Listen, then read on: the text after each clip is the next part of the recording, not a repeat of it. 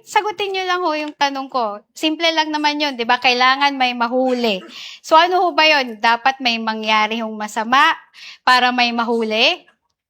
Yun mo, di ba po ang nakalagay doon sa probable threats is may may NPA.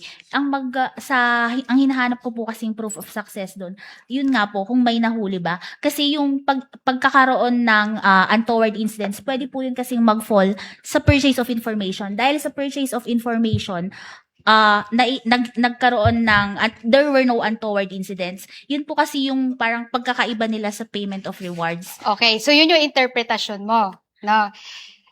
So, bawal magbayad ng reward dahil nagkaroon ng tip na may information na may mga taong may gagawin na masama. Tapos, Your Honor, I'm on cross-examination.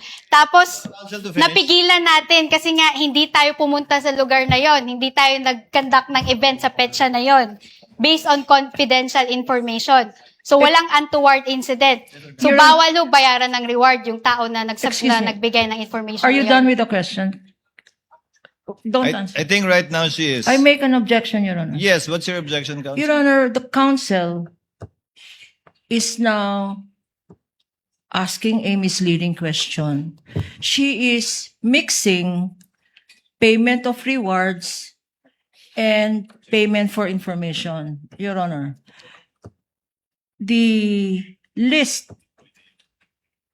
required by this witness is for payment of rewards. Precisely, payment of information is not disallowed.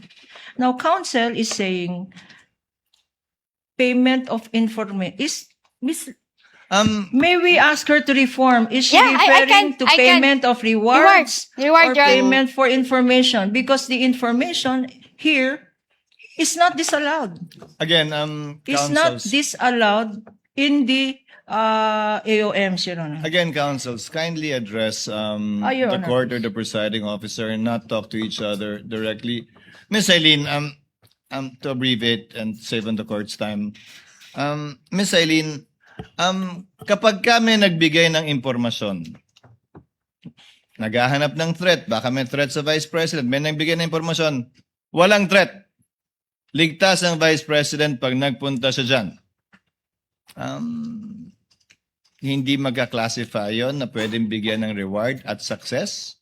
Hindi naman kailangan, di ba? Sanay tayo sa reward na nakatakip yung mukha, di ba? Tinuro kung saan nagtatago yung akusado, tinuro kung saan nagtatago kung sino man. Eh di yun, reward. Pero wala bang reward kapag ka sinabing, okay, magpunta dyan. Walang problema. Wala kayong kailangan alalahanin. Is that information or can that also be reward? Magpo-fall po siya sa information. So, kailan lang magiging reward yun kapag kami naturo? Opo, kasi yun yung proof of success. Tuloy niyo po. Yun yung proof of success ng information na ibigay kasi may na-apprehend po or yun po, ganun po. Yun, ulitin ko po yan ang interpretasyon nyo, pero wala po yan sa Joint Memorandum Circular. Opo, based po sa, yun po lang yung hinihingi under item 4.8.5.b.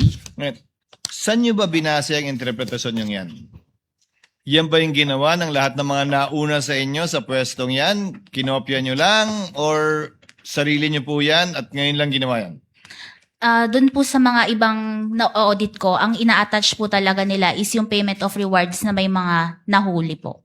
So lahat ng inaudit nyo nung nakaraan, for consistency's sake, merong nahuli o na-apprehend. May ganun pong mga naka-attach na mga dokumento. At tulad dun sa iba, kapag walang nahuli o na-apprehend sa reward, ine-AOM o dinidisallow o sinususpend nyo. Hinahanapan po namin ng proof of success. Opo. Na may nahuli nga. Opo. To prove consistency on your part. But do you have any knowledge na yung mga predecessor mo, yan din yung standard na ginamit? Pare-pareho po kami na based sa joint circular po ang aming basis ng audit. Pero wala nga dun eh. So interpretasyon mo, yan at yan yung interpretasyon din ng mga nauna sa'yo sa pagkakaalam mo? Sa akin po, yun po yung naging Sa'yo lang? interpretation. Opo. Okay.